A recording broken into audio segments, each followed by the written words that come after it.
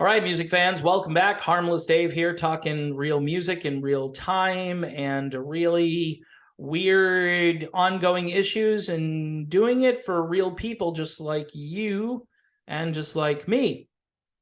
All right, so somebody sent me this last night, and then the news kind of broke a little bit more this morning. This is just insane. Can I just say this is insane, what's going on out there? And again, I'm not sure enough of humanity understands why this is just frustrating. And why more people aren't frustrated is crazy. Anyway, let me get to the headline here. Former Overkill and Anvil guitarist Sebastian Marino is dead at age 57. Now, full disclosure, was never into Overkill or Anvil. I knew a lot of people who liked Overkill, but he's dead. This guy's dead at age 57. This guy has quite a backstory. Anyway, this is all we really know. According to Sebastian's friend Bruce Pilato, Marino died suddenly in the early hours of January 1st after being rushed to a hospital while doing a sound job on New Year's Eve in Florida. All right, so first, he's working. He's currently working, so he hadn't been sick for a long period of time. He wasn't in the hospital. He wasn't at home, in bed, trying to recover from anything. He was out doing a sound job on New Year's Eve in Florida. I live in Florida. I don't know where he was at the time of death. By the way, again, he was 57 years old. Sebastian played on Anvil's 1991 album Worth the Wait and was featured on 3 Overkill LPs in the 1990s, The Killing Kind in 1996, From the Underground and Below in 1997, and Necroshine in 1999. Earlier today, Anvil frontman Steve Lips Kudlow tweeted, "Condolences to my friend Sebastian Marino's family and friends. Sebi was a dear friend and I will miss him profoundly. Worth the Wait was an extremely special Anvil album and it will keep Sebi alive through our history forever. R.I.P. Sebastian Marino." All right. Wouldn't it have been nicer, though, if Sebi was around a little bit longer, even though his involvement here with the Anvil album, Worth the Wait, will keep him alive throughout our history forever? All right, I'm going to keep going. I'm already getting frustrated. In Pilato's post, he said that Sebastian owned and operated Audio Images, one of the most acclaimed audio and video production companies in the country. Bruce added, he and I go back to the 1980s, and in the 1990s, we worked together with Linda Rutherford and Celtic Fire, which featured his first wife. It was Sebastian who I approached for a road crew when I first started working with Carl Palmer in 2005. Sebastian essentially brought a slew of top quality production people who made up the road crews of Carl's band, actually 2 bands, Asia and Yes, and other platinum-level acts around the globe. A brilliant musician in his own right. He played guitar for Overkill and Anvil, among others. He was like a best friend to any working musician or road tech who's interacted with him. He always treated them fairly and often working for less than he should have, just so the music could survive. Marino concluded, "Sebastian, you are a diamond. You were a diamond whose legacy will shine on forever. R.I.P., pal." All right. It's all seems very cavalier to me. Does it seem cavalier to you? Again, this is where I get into my whole, what's going on with humanity? I mean, when this stuff started 3 years ago, right? Did the stuff that they gave to people to go, hey, go get your thing over at CVS, right? Did that stuff, like when people took it, did it suck the humanity right out of everybody? I mean, and why do I say that? Well, there's no cut and paste journalism here, okay? And for you Trump fans, you're going to like what I'm going to say. So if a musician talks about Donald Trump on any of these legacy classic rock chat type websites, they will cut and paste more verbiage than the original article to debunk whatever somebody said, or to do kind of like point counterpoint, equal time. Well, Ted Nugent can't say this. We've got to stop Ted Nugent from just saying it and then just reporting it and putting it out there. I mean, people might start agreeing with Ted Nugent. You can't have that, right? So there's nothing about what could be causing this, and nobody can say what is causing this, and nobody can speculate on what happened to poor Sebastian here. You can't make an argument. If you say it privately, people say, yeah, I think that might have happened. Same with Taylor Hawkins, by the way. Same with Taylor Hawkins, and they're talking about Taylor Hawkins still. Like, we know something went wrong with that, so we're just going to continue to build him up. Hey, Dave Grohl, if something happened to Taylor Hawkins, you owe it to the world to tell people what happened to Taylor Hawkins.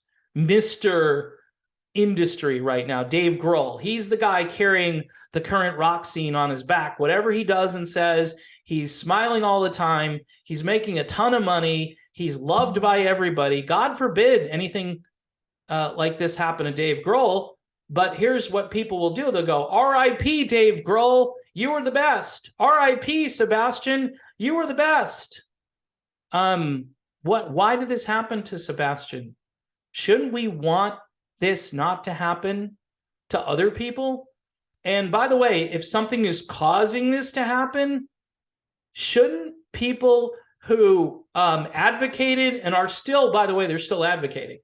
They're still out there advocating. You walk around a big box store and you might hear a public service announcement on the intercom to tell you, right? Hey, we've got a pharmacy here in our big store.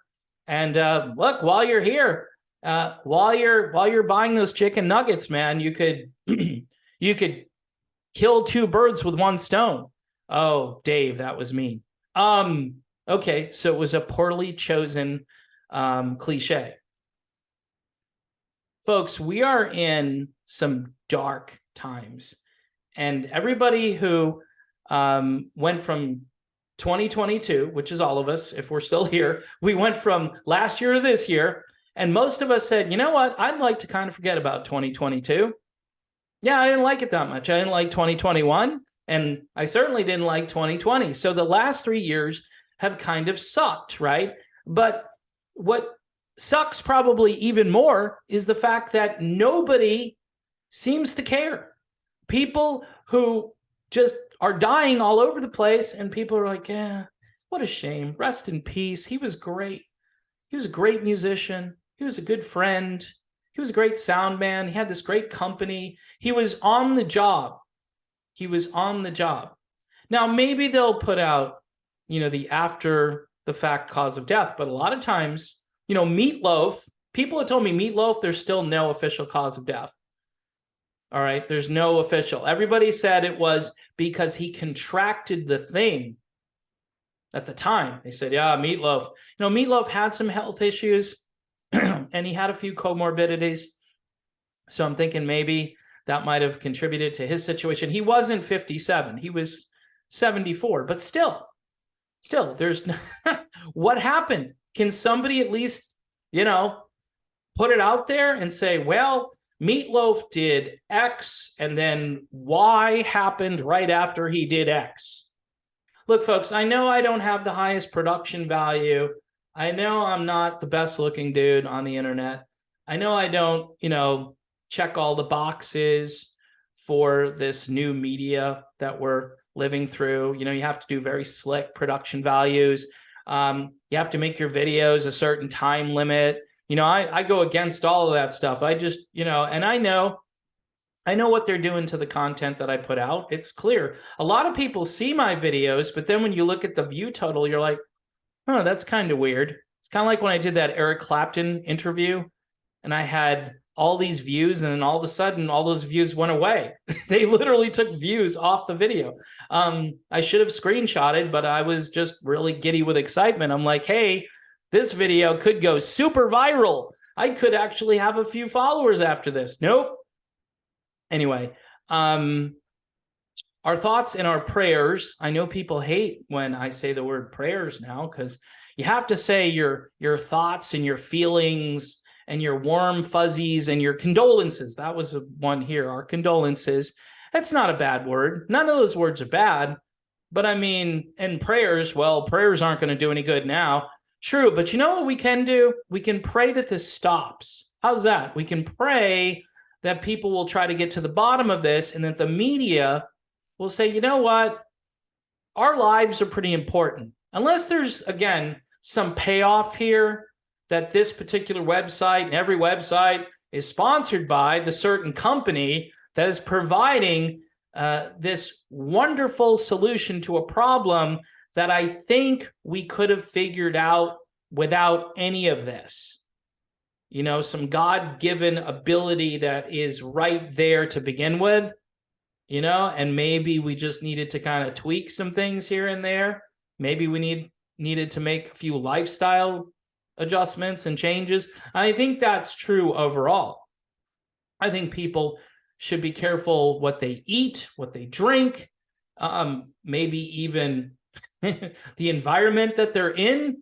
You know, I don't know.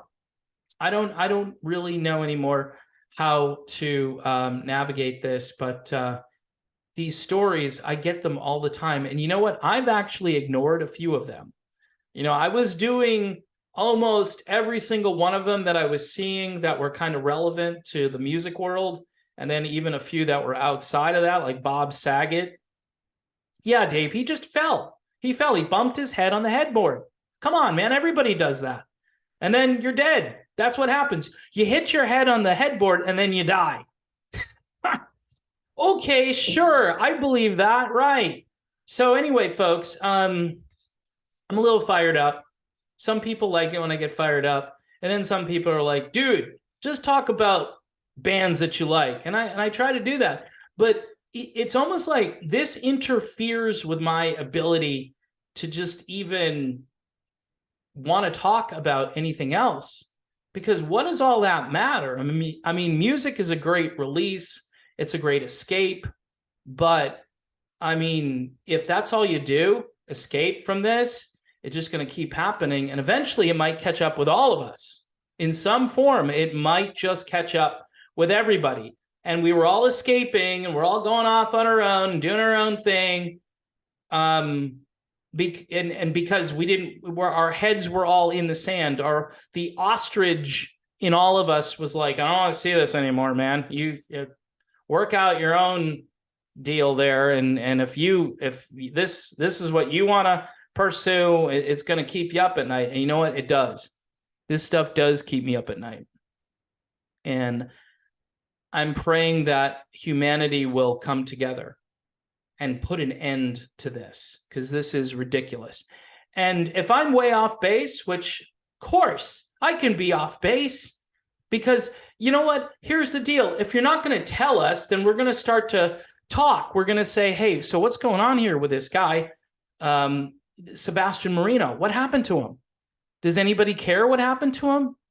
Is anyone going to come out with an official statement? And look, these guys, you know, if my video gets a few views, they'll come out and say, oh, this guy had the tinfoil hat on, and here's what really happened. So, and that's fine. If it's true and it's not a big deal, then no harm, no foul. But I'm allowed to ask some questions. And I think everybody who is awake and who sees what's happening should be asking questions. And the people who are telling you not to ask the questions, those people are the suspicious people, the people who don't want information out there. Even if you're wrong, you have a right to ask a question. So Anyway, rambled a little bit too much there. Thanks for watching. Please subscribe to the channel for the new year. If you can help me out financially, $1 or $2 a month. I'm guessing that some of this content that I do, because it's such high production value, you know, is being throttled back. That's not the reasons, because it's not high production value. And I guess people want the 2-minute summary of what happened to, you know, Lou Graham or something. And that's fine. That's fine. I mean, maybe I should just stick to that, right? But I'm really just tired of talking about the same stuff over and over again. Kind of like the music scene. I'm tired of hearing the same music over and over again too. So yeah, some things are just they kind of meet, you know, in some ways. They kind of have a link. But if you can help me out, I really appreciate that. And thanks for watching. I'll see you soon.